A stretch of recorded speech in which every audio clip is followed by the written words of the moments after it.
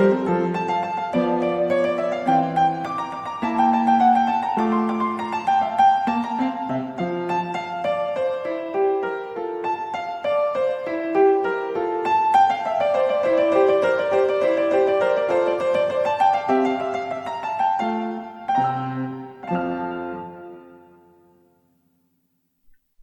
selamat malam teman-teman. Kali ini kita akan membahas tentang saham PT IMAS ya, dengan menguji ketahanan saham IMAS, yaitu PT Indomobil Sukses Internasional Tbk. Ya, pada kesempatan kali ini tanggal 8 Januari 2021 ya teman-teman. Untuk saat ini IMAS ya untuk stock price masih di angka 1.500-an. Oke, kita ke pembahasan selanjutnya ya teman-teman. Kita akan masuk ke pembahasannya IMAS teman-teman. Silakan untuk bisa mendengarkan untuk bisa menyimak penjelasan dari kita supaya lebih detail sebagai suatu bahan pengetahuan terhadap suatu saham, yaitu saham PT Indomobil Sukses Internasional atau IMAS. Oke, kita masuk ke potensi saham ya ini teman-teman. Potensi saham yang kita bahas hari ini yaitu saham IMAS ya. Sebelumnya kita akan disclaimer dulu bahwa kami ingatkan ini hanya untuk pandangan dari sisi pembahasan secara ilmiah ya, walaupun tidak secara komprehensif, tetapi ini sebagai suatu pandangan untuk bagaimana Anda bisa melihat market secara keseluruhan, baik dari fundamental ataupun dari analisis. Jadi keputusan analisis dari trading dan investasi Anda bersifat privasi, akan menentukan bagaimana gaya trading dan gaya investasi Anda untuk menghadapi suatu market di bursa efek. Itu disclaimer ya teman-teman. Jadi kita tidak merekomendasikan ini sebagai hanya analisa dan pandangan dari kami. Oke. Kita akan bahas beberapa hal tentang saham IMAS ini dari sisi fundamental dan juga sisi technical ya teman-teman. Untuk yang pertama kita akan bahas di sisi fundamental ya teman-teman. Sebagai pembukaan kita akan lihat juga laporan keuangan ya dari PT IMAS ini dari mulai 2018 sampai 2020 di kuartal ketiga teman-teman.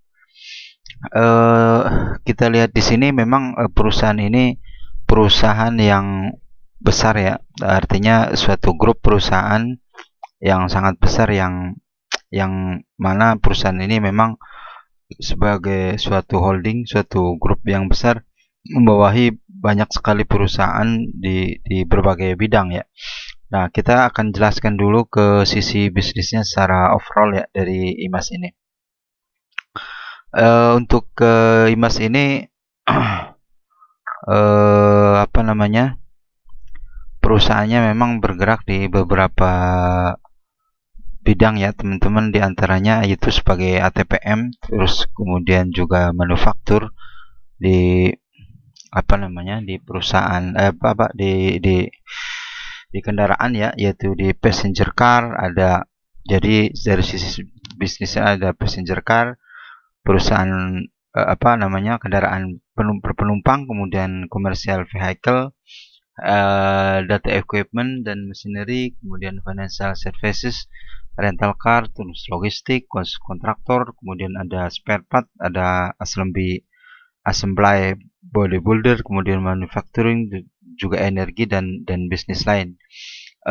Jadi ini ada banyak sekali bisnis yang dijalankan oleh perusahaan ini, sehingga memang perusahaan ini suatu grup yang sangat besar ya teman-teman.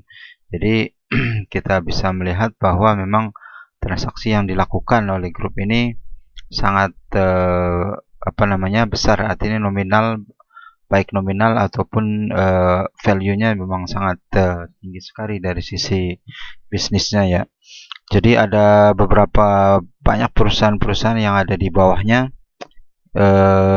Dari perusahaan ini kita lihat di financial statement-nya memang banyak sekali perusahaan yang ada di bawah IMAS ini ya.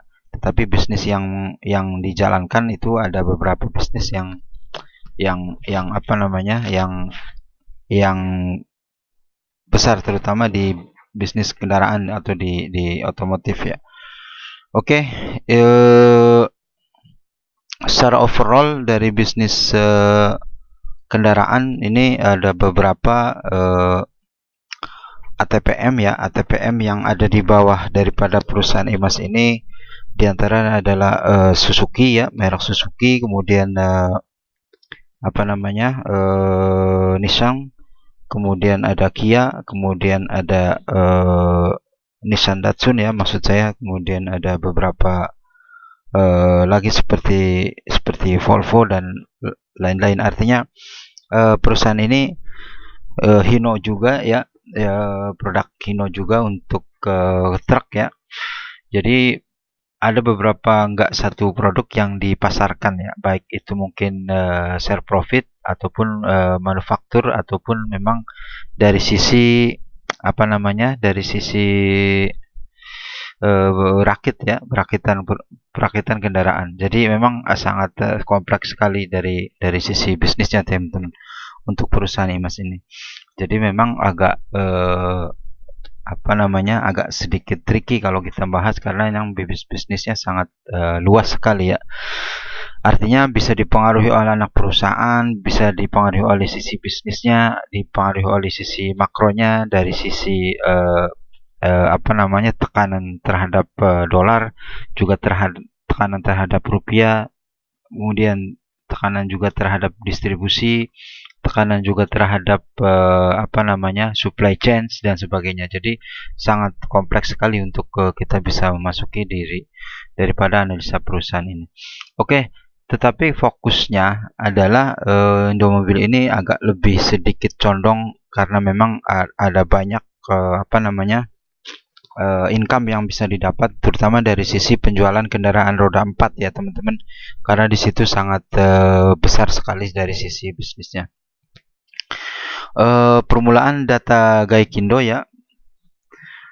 Gaikindo adalah asosiasi perusahaan kendaraan roda 4 ya. Ini kalau dilihat wholesale-nya dari Januari sampai November 2020 ya, ini memang ada penurunan dari 2019 di mana pra-pandemi, sebelum pandemi, dan 2020 setelah pandemi.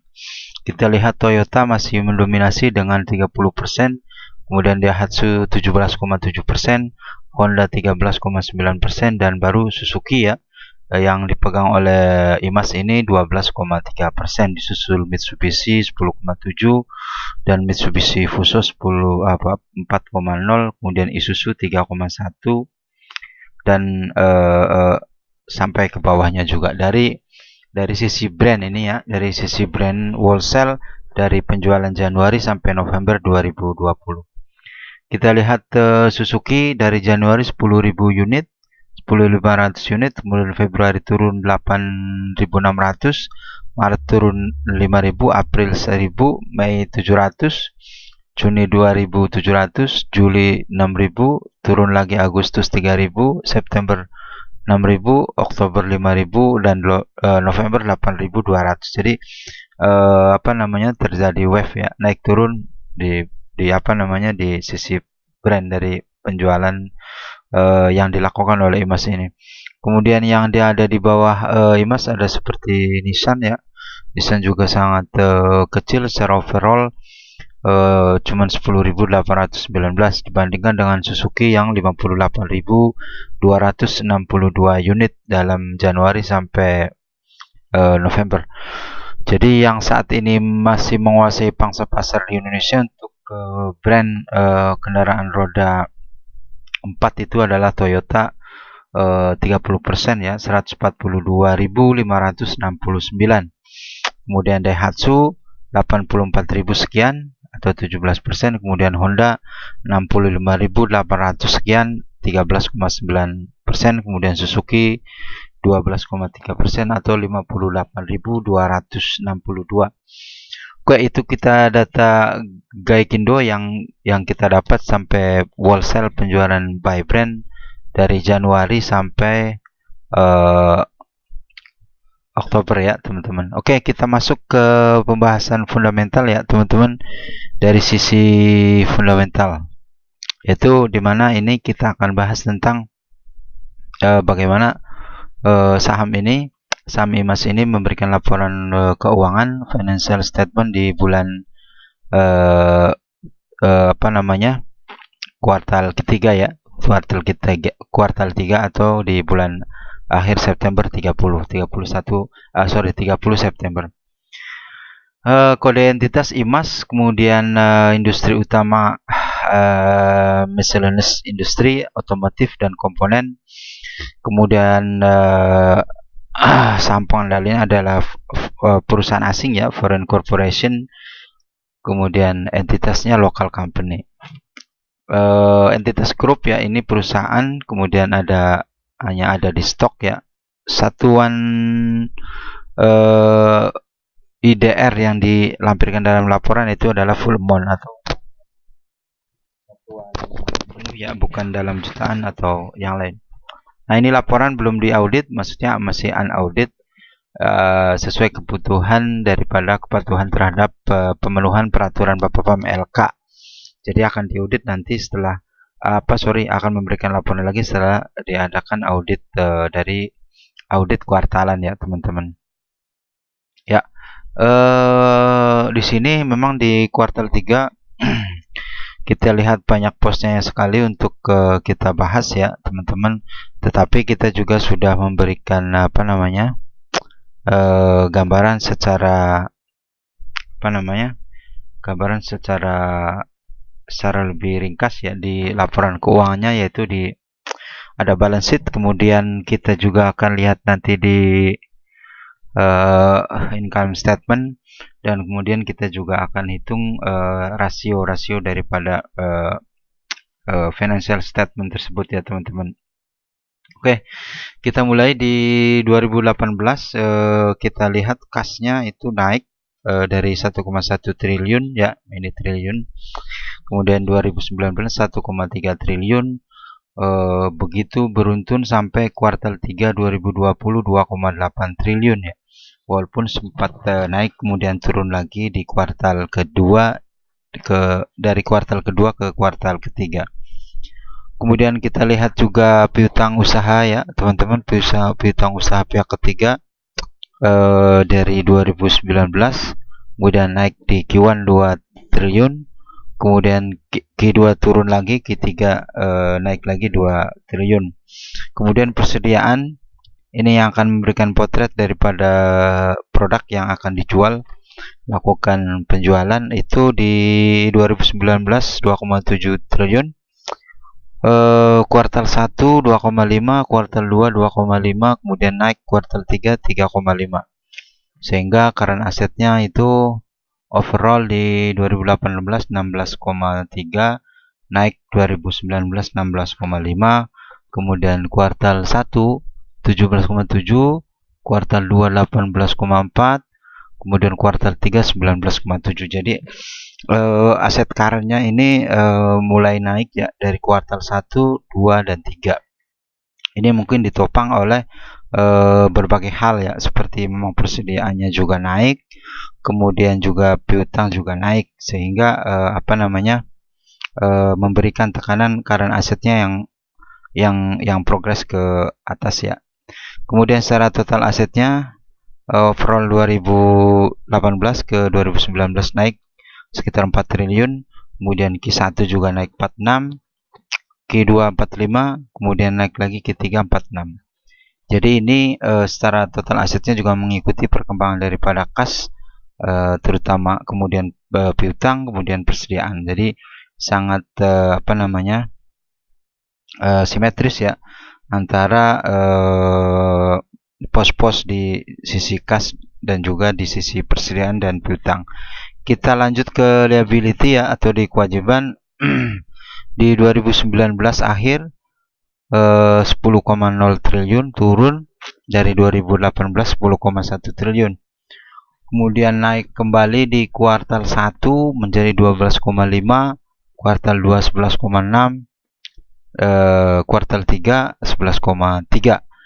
Jadi selama 2020 ini pinjaman jangka pendek jelas turun ya, dari 12,5 T, kemudian 11,6, kemudian 11,3. Jadi ada progres penurunan pinjaman jangka pendek.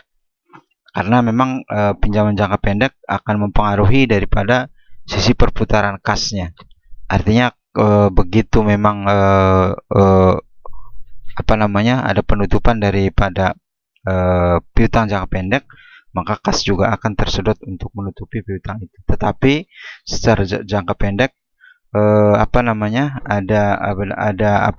ada perputaran yang lebih cepat ya dari sisi pinjaman. Artinya ketika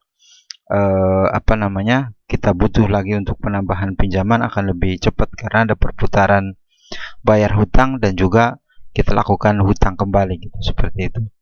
Kemudian utang usaha pihak ketiga ini dari 2018 2019 turun, kemudian naik lagi di kuartal 3 2020. Ini mungkin kaitannya dengan sisi topangan bisnis ya.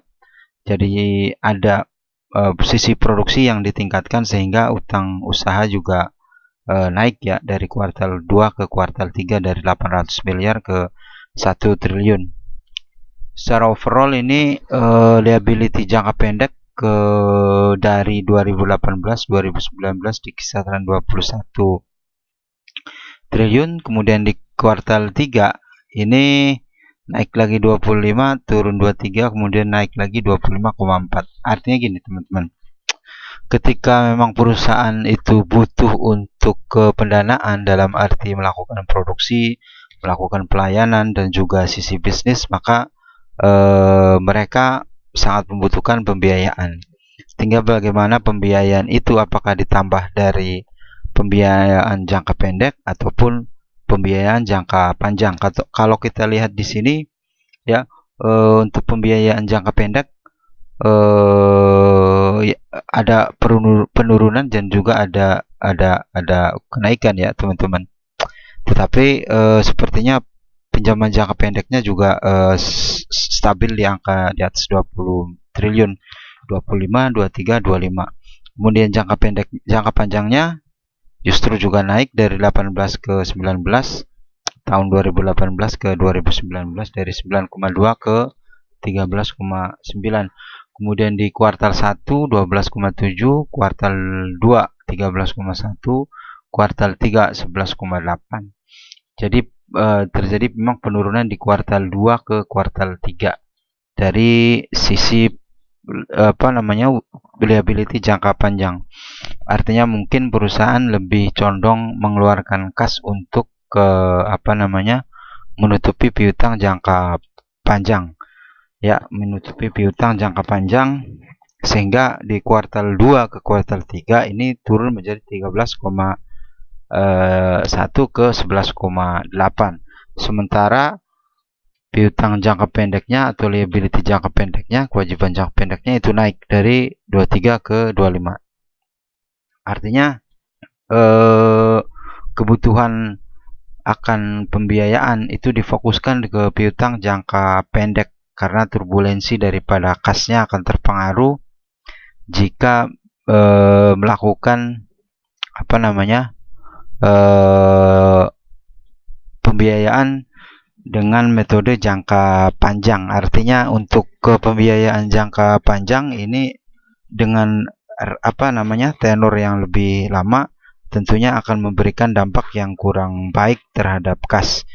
Berbeda ketika kita melakukan utang atau liability, kewajiban baik ke finansial ataupun non finansial di jangka pendek, karena begitu kita lunasi kita bisa lakukan pinjaman kembali seperti itu. Ketika jangka panjang itu satu terbengkalai oleh waktu yang sangat lama dalam hal apa namanya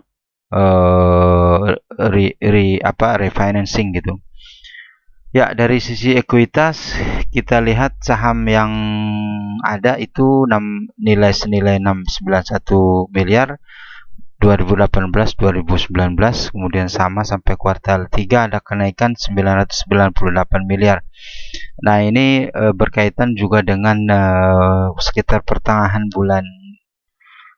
pertengahan 2020 kan IMAS melakukan RI ya, right issue, termasuk anak perusahaannya Indojasa kalau nggak salah itu juga lakukan RI, tetapi secara IMAS juga lakukan RI sehingga ada penambahan modal saham ya senilai 998 dari 691 triliun.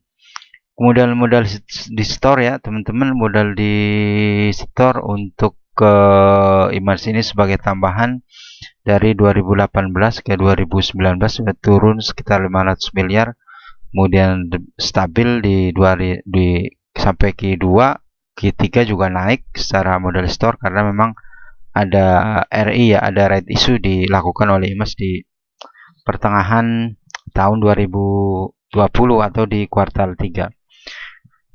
Kemudian total share-nya, total liability dan equity juga memang ada kenaikan karena memang ada kenaikan dari sisi modal dan juga kenaikan dari sisi utang ya, terutama utang jangka pendek. Tetapi di situ terlihat bahwa sudah ada penurunan daripada hutang jangka panjang. Hal yang menarik antara hutang jangka pendek dan juga hutang jangka panjang, artinya pertama bahwa hutang jangka panjang akan memberikan rate bunga yang lebih tinggi karena tenornya lebih lama, tetapi untuk pembiayaan atau utang atau liability jangka pendek itu lebih murah dari sisi financial cost ya, artinya bisa lebih murah gitu dari sisi rate-nya, sehingga itu mau tidak mau sepertinya mengurangi hutang jangka panjang tetapi menambah hutang jangka pendek ya. Oke. Kemudian kita total share-nya saham yang beredar di yang dicetak itu dari 2019 2,7 miliar lembar, kemudian sampai Q2 naikkan ada di Q3 ya karena ada right issue menjadi 3,99 miliar ya, saham yang beredar 3,9 miliar lembar di kuartal ketiga. Oke. Itu jadi dari sisi dari sisi balance sheet ini sebenarnya agak lumayan tricky ya, dalam arti memang dari sisi aset memang masih besar daripada total utang ya, sekitar 30% untuk jangka pendek dan juga sekitar 15% untuk jangka panjang. Artinya itu masih memang bisa di cover oleh aset secara overall ya sebenarnya untuk saat ini ya di kuartal ketiga. Kemudian kasnya juga stabil ya, stabil dalam arti liquid dari kuartal 1, 2, 3 ini di kisaran 2 triliunan, dan juga memang current asetnya juga naik ya karena memang persediaan dan juga piutang ke pihak ketiga juga naik, sehingga kalau dari sisi aset ini sebenarnya tumbuhnya positif ya kalau menurut saya, karena memang persediaan juga naik, piutang juga naik, kemudian juga total asetnya naik dan liability-nya dijaga untuk tidak terlalu progress growth-nya melebihi daripada growth-nya aset gitu. Artinya misalnya aset growth 5% ya, liability ditahan growth-nya misalnya 2% atau 2,5% atau 3%, sehingga tidak melewati growth atau pertumbuhan daripada aset. Jadi pertumbuhan hutang itu tidak boleh melebihi daripada pertumbuhan aset. Jadi yang kita lihat IMAS di sini pertumbuhan liability-nya ditahan, tetapi pertumbuhan asetnya didorong terus untuk tambah naik, termasuk juga pertumbuhan daripada equity ya, sehingga memang secara tekanan finansial nggak terlalu berbahaya kalau menurut saya di IMAS ini. Tinggal PR-nya bagaimana melakukan boosting sales ini ya, boosting penjualan untuk mendobrak daripada kas dan juga mendobrak daripada piutang usaha, sehingga karnya pasti naik. Walaupun memang begitu, mereka juga butuh pembiayaan jangka pendek, nggak jadi masalah. Artinya pembiayaan jangka pendek, yang penting itu adalah utang usaha ataupun yang sifatnya produktif, maka pertumbuhan hutangnya juga yang cenderung ditahan ini. Tetapi ketika boosting penjualannya naik, maka memang secara overall lebih terlihat prospek secara jangka panjang. Karena mungkin memang tekanan jualnya dipengaruhi oleh pandemi, sehingga situasi yang terjadi adalah sales yang stuck ya teman-teman. Dari sisi income statement IMAS, kita lihat di sini teman-teman bahwa memang terjadi ya di 2018 2019 17 triliun ke 18 triliun ini sales dan income naik ya dari 17 ke 18. Kemudian mereka secara kuartalan pasti turun. Kuartal 1 4,4, kuartal 2 7,3, kuartal ketiga 11,2. Jadi progresnya sangat tinggi sekali ini teman-teman daripada dari sisi penjualan. Nah, ini yang saya maksud. Ternyata 11,2 triliun itu yang terjadi di kuartal ketiga belum mampu menutupi beban daripada hutang jangka pendek, baik secara langsung ataupun tidak langsung. Maksudnya gini, artinya ketika mereka memutuskan untuk menambah hutang dari jangka pendek dengan asumsi bahwa secara cost lebih murah, tetapi ketika memang penjualannya growth-nya tidak mampu menutupi daripada kebutuhan kebutuhan daripada liability dari kewajiban, maka penjualan senilai 11,2 triliun ini belum bisa menutupi kondisi yang terjadi di asetnya gitu. Artinya butuh effort lagi penjualan yang lebih tinggi.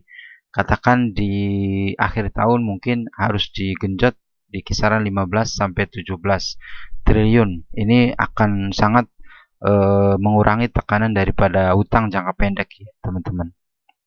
Ya, mudah-mudahan akhir tahun IMAS bisa memboosting salesnya di angka sekitar 15 sampai 17 triliun. Dan mungkin itu juga jadi targetnya manajemen.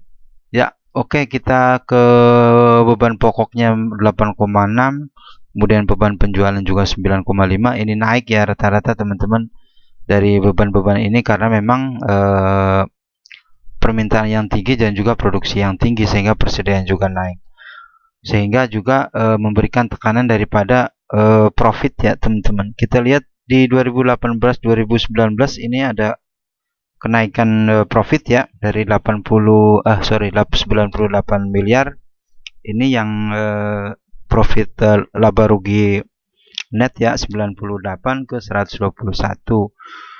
Tetapi di komprehensif memang terjadi kerugian dari 2018 ke 2019 karena perhitungan rugi laba komprehensif memperhitungkan segala macam, termasuk akrual, kemudian penyusutan nilai tukar dan sebagainya, sehingga agak lebih kompleks. Kita lihat yang lebih sederhana aja, net total laba ruginya itu 2018 98 miliar, kemudian 2019 121 miliar.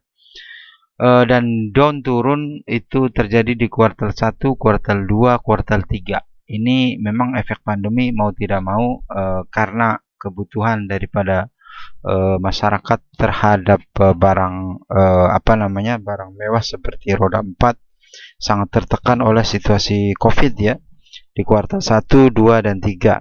Sehingga begitu IMAS secara penjualan memang naik secara nilai, tetapi senilai daripada penjualan yang terjadi 4,4 kuartal 1, 7,3 kuartal 2, 11,2 kuartal 3 tidak bisa mencukupi daripada seluruh daripada beban-beban yang terjadi, sehingga memang terjadi kerugian. Memang kerugian naik dari kuartal 1, kuartal 2, kuartal 3 dari 185, 403 dan kuartal 3 542.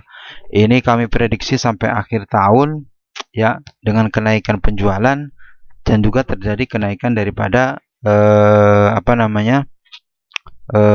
kerugian.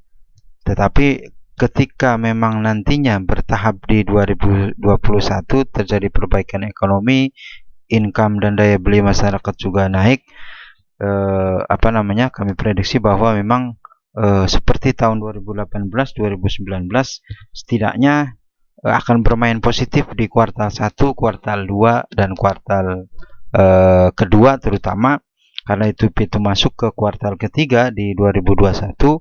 Mau tidak mau kisaran daripada penjualannya harus lebih ditingkatkan, rata-rata mungkin di atas 15 atau lebih baik di atas 20 triliun. Karena di 2018 dengan penjualan 17,5 triliun itu untung 98 miliar, kemudian di 2019 18 triliun untung 121 miliar. Artinya minimal 17 triliun yang harus digenjot untuk tahun 2021 jika memang ingin net profitnya terjaga di 2021 ya teman-teman. Oke, kita akan lihat rasionya ya teman-teman. Mau tidak mau ini akan memberikan rasio yang sangat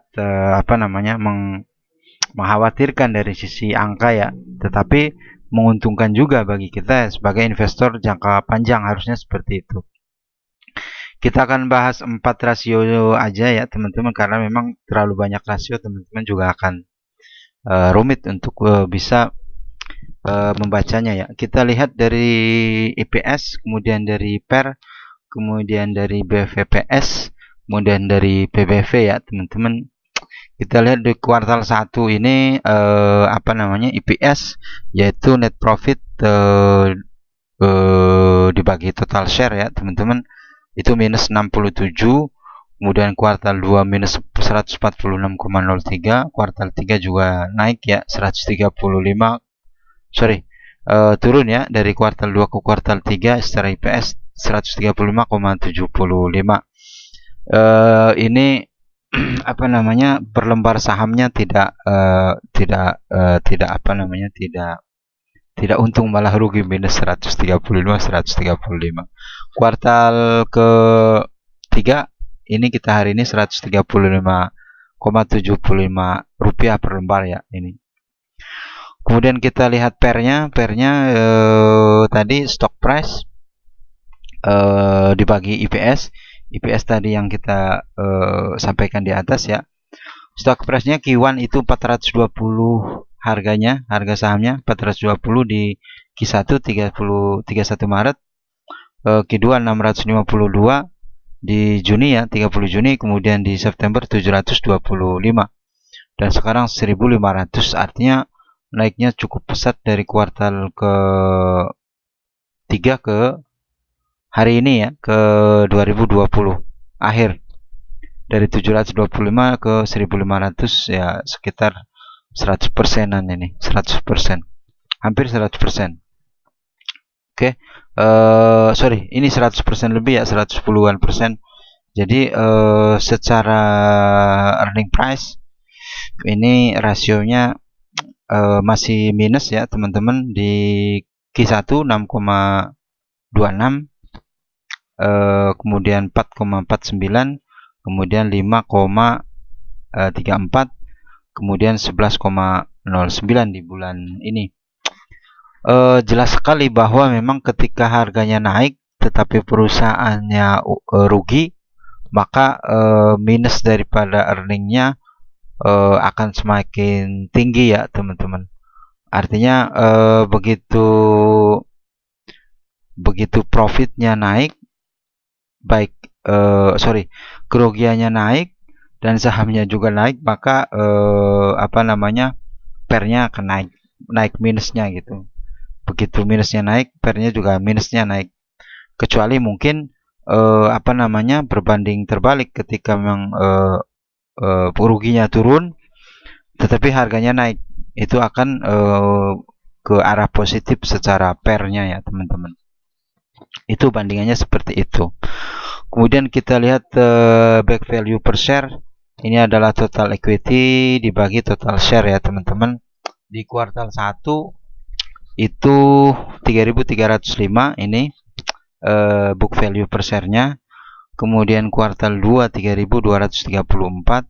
Kemudian kuartal 3 2.328. Sampai hari ini 2.328. Artinya begini. Book value per share-nya itu di kisaran hari ini ya 2.328. Artinya ketika memang kita lihat di sini terjadi kenaikan daripada saham beredar ya di kuartal ketiga dari 207,7 miliar lembar menjadi di kuartal 3 itu 3,9. Jadi ketika equity naik ya harusnya lembar saham yang beredar itu juga naik. Nah, ini memungkinkan book value-nya lebih terjaga murah gitu ya teman-teman.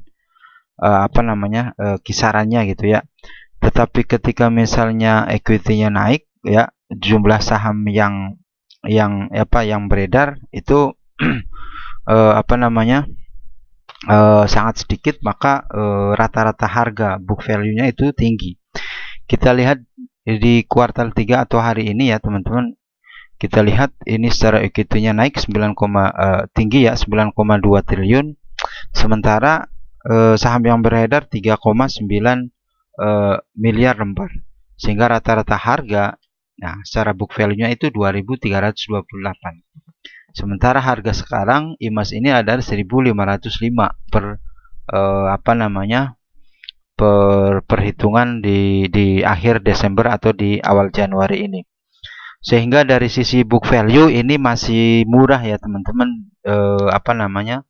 under value ya, jelas under value atau underrate gitu secara saham yang beredar dibanding dengan jumlah equity ya teman-teman. Artinya ketika nanti harga di 2.328 dengan kondisi equity yang tetap dan juga saham yang beredar tetap, maka baru itu menemui titik 0% daripada book value IMAS ini. Oke, kita ke PBV-nya ya teman-teman. PBV itu stock price dibagi book value tadi. Q1 420 itu dibagi 3.305. Jadi masih di bawah 1, 0,13 PBV. Kemudian kuartal 2 0,2 PBV. Kemudian PBV kuartal 3 0,31. Ini naik jadi gini, saham yang beredar itu tidak menambah, tetapi equity-nya naik ya. Supaya PBV-nya naik, maka pilihannya apakah menaikkan harga saham atau menaikkan jumlah saham yang beredar. Di kuartal 3 IMAS ini lebih cenderung melakukan tadi, menambah saham dengan RI, kemudian menaikkan harga saham. Nah, seperti itu. Jadi otomatis ini mendongkrak juga PBV ya 0,31 kali. Artinya masih di bawah 1%. Secara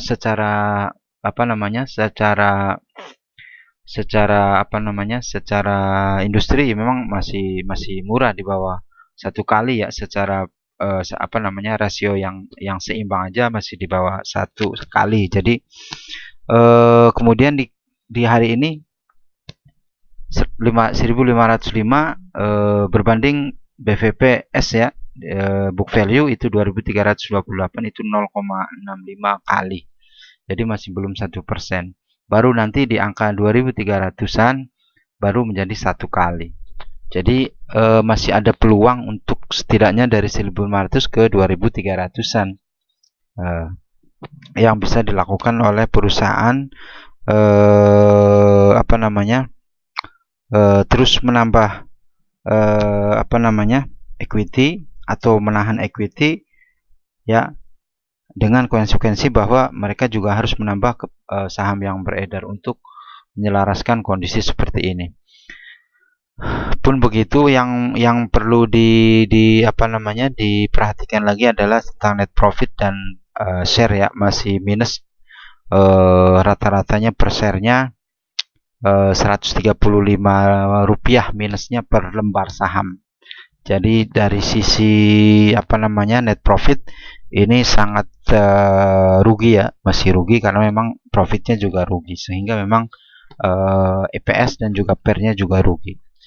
Jadi itu teman-teman ya, dari sisi book value-nya juga jelas ini 2300 per hari ini. Dari sisi PBV-nya juga cuman masih di bawah 1, yaitu 0,65 kali ya untuk IMAS ini. Oke teman-teman, itu beberapa hal yang kita sampaikan dari sisi fundamental ya teman-teman. Untuk ke sisi technical ya, kita akan bahas beberapa halnya ya teman-teman. Dari sisi technical untuk perdagangan IMAS hari ini ya, tanggal 8 itu di 505 ya teman-teman. Kita juga sudah buat pivotnya ini teman-teman. Dari sisi chart ya, harga tertinggi itu di di bulan Juni 2018 di kisaran 4.700. Kemudian sisi penjualan harga low-nya itu di sekitar tanggal 16 Maret 2020 di sekitar 346 ya. Jadi kita buat pivotnya seperti tadi. Kita akan memberikan target-target yang lebih realistis ya. Satu, memang asetnya bertumbuh, perusahaan ini perusahaan besar, kemudian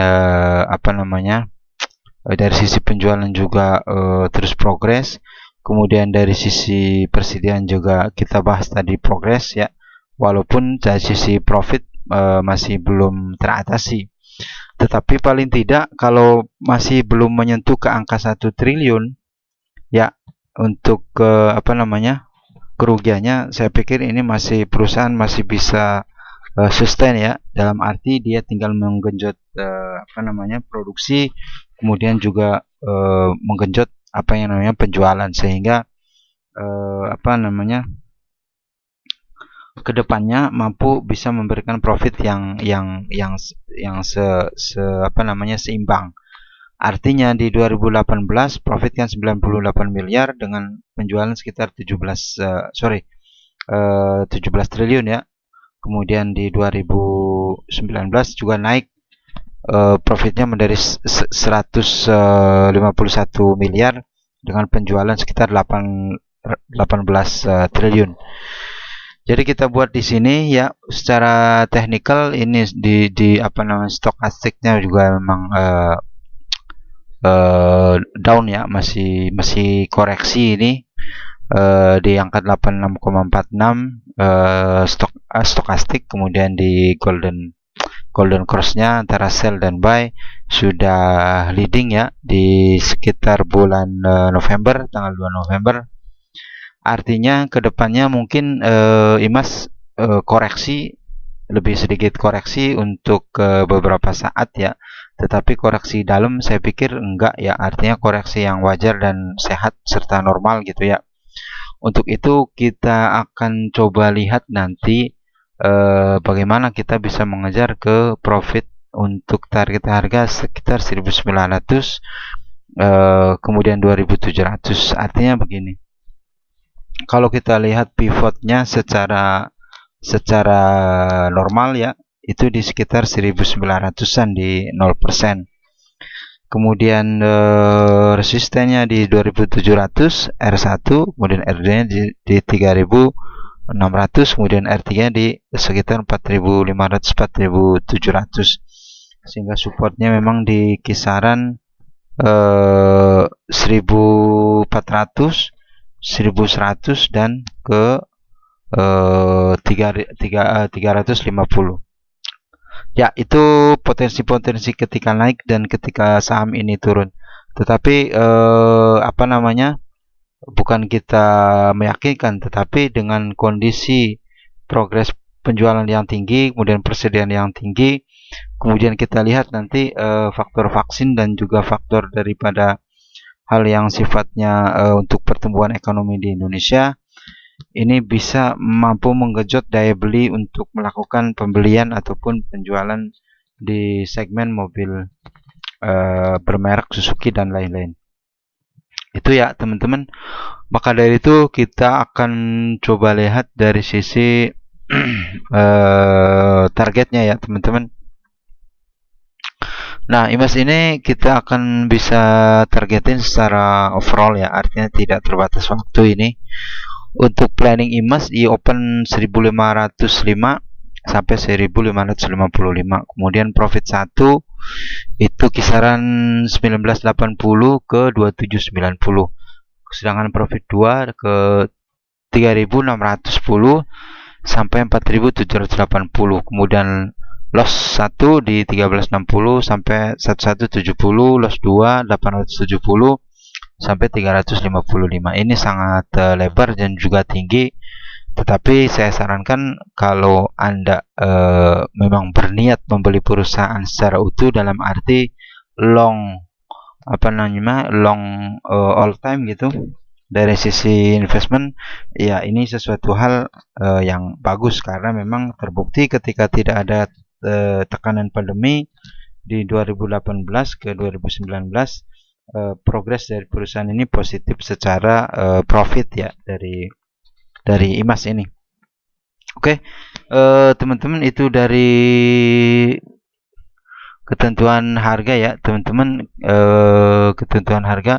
Terus kita juga akan sedikit memang baca juga pergerakan IMAS secara sahamnya ya. Artinya untuk teman-teman yang trading harian juga ini tidak terlalu bisa diandalkan untuk saat ini, karena rata-rata transaksinya juga memang masih kecil ya dari IMAS ini. Kemudian kita juga dari pergerakan daripada naik turunnya juga volatilnya lumayan tinggi, tetapi dengan rank yang enggak terlalu besar. Kemudian juga memang asingnya enggak terlalu tinggi juga ke IMAS ini ya. Oke, kita lihat coba di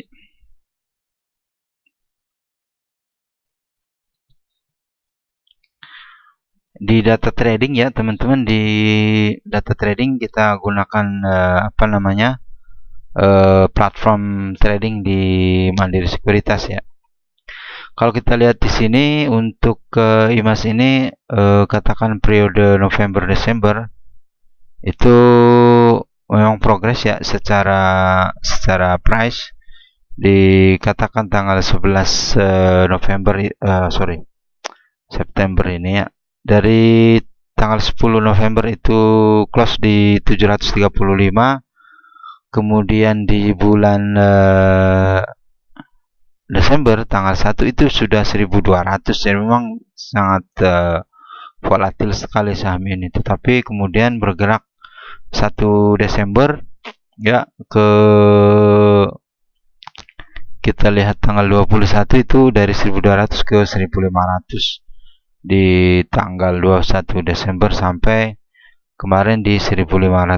Artinya saham ini progres secara harga ya teman-teman yang bisa trading secara swing dan juga trading mingguan ataupun trading harian. Tetapi untuk trading harian mungkin teman-teman juga sifatnya weekly ya, artinya ketika cut loss dilakukan daily trade, tetapi ketika profit maka dilakukan weekly trade aja gitu. Artinya bisa lakukan trading dari Senin sampai Jumat, atau dari Jumat sampai Jumat, atau Jumat sampai atau Kamis sampai Kamis lagi gitu, seperti itu. Karena memang volatilnya di sini kita lihat setiap 3 hari sekali bergerak ke positif ya, sekitar pergerakan sahamnya. Karena memang harga yang persentase harga yang tinggi itu di bulan Desember 18,9%, sementara minus tertingginya di bulan Desember aja itu cuma 2,7% ya, di tanggal 28 Desember. Sementara kenaikan harganya 18,9 itu tanggal 15 Desember. Kemudian kita lihat lagi tanggal 30 November ya, minusnya 4,7, tetapi tertinggi profitnya di bulan November itu tanggal 25 sebesar 25%. Kemudian tanggal 20 November 8,9%. Ya praktis sih sebenarnya, secara pergerakan harga sangat menarik ya. Artinya minusnya kecil, tetapi beberapa saat plusnya juga gede ya, di atas 5%, karena minusnya rata-rata di bawah 5%. Day by day-nya gitu. Ini data day by day ya, daily trade-nya. Silakan teman-teman juga bisa pelajari lagi ya untuk saham IMAS ini.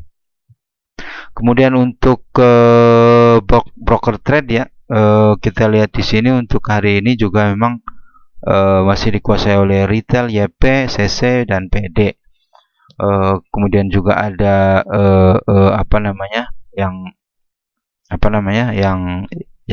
yang banyak pegang saham ini. Memang kita nggak terlalu fokus masuk ke situ ya, tetapi dari sisi retail yang meramaikan transaksi ada YP, CC, PD, dan juga beberapa yang lain yang bisa kita lihat.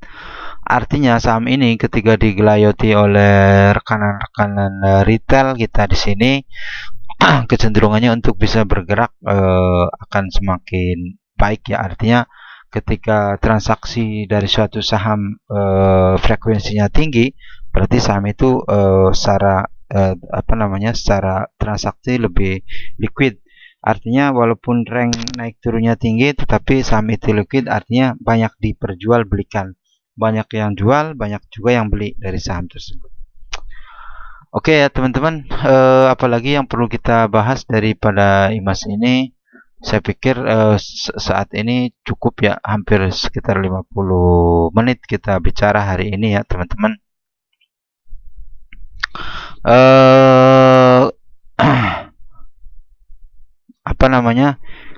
Kita sampaikan di sini bahwa memang untuk saham IMAS ini kita hanya menyarankan ya, karena saya tahu saham IMAS ini dari sekitaran tahun saya masuk di market 2012, kemudian 2015, kemudian 2018 memang saham ini progres. Artinya saham ini punya kecepatan untuk bisa naik, tetapi punya kecepatan juga untuk turun. Artinya begitu bullish juga cepat, ketika bearish juga cepat. Artinya saham ini memang bagus juga untuk daily trade, tetapi progres juga untuk long trade ya, artinya untuk investor, artinya untuk investasi. Saya prediksikan mungkin di kuartal, kalau ekonomi positif ya, kemudian banyak likuiditas yang tinggi, kemudian program pemulihan ekonomi juga positif di Indonesia, vaksin juga berjalan dengan baik. Saya prediksi di kuartal 1 2021 sampai kuartal 2 2022 saham ini secara harga sudah bergerak di kisaran 1.800 sampai 2.200 di sekitaran kuartal 1 Maret sampai menjelang kuartal 2 di April, kemudian di Mei sampai di Juni, akhir kuartal ke-1. Ini kita prediksi bisa main di 1.800 sampai 2.200. ketika memang positif lagi dengan kondisi per kuartal 1, kuartal 2 progres ya secara profit dan juga secara aset dan juga secara sales, maka kuartal ketiga saya prediksi saham ini sudah bisa main di angka 2.500-an. Jadi akhir 2021 ini IMAS sudah bisa di angka 2.500-an, harusnya seperti itu. Oke ya teman-teman, itu saja dari kita untuk pembahasan saham IMAS hari ini. Kita juga akan memberikan penjelasan dan juga bicara tentang bagaimana isi daripada satu saham di periode selanjutnya, dan juga kita juga akan bahas beberapa saham yang mungkin akan kita sampaikan juga ke teman-teman. Oke teman-teman, selamat pagi. Mohon dukungan untuk subscribe dan juga share dan juga like-nya dan juga view-nya untuk teman-teman. Silahkan di-share ke teman dan lain-lain untuk bisa berbagi ilmu dan pengalaman daripada pembelajaran mengenai saham di Bursa Efek Indonesia. Tetap semangat, jaga kesehatan teman-teman, jaga tetap istirahat. Kita jumpa di lain kesempatan.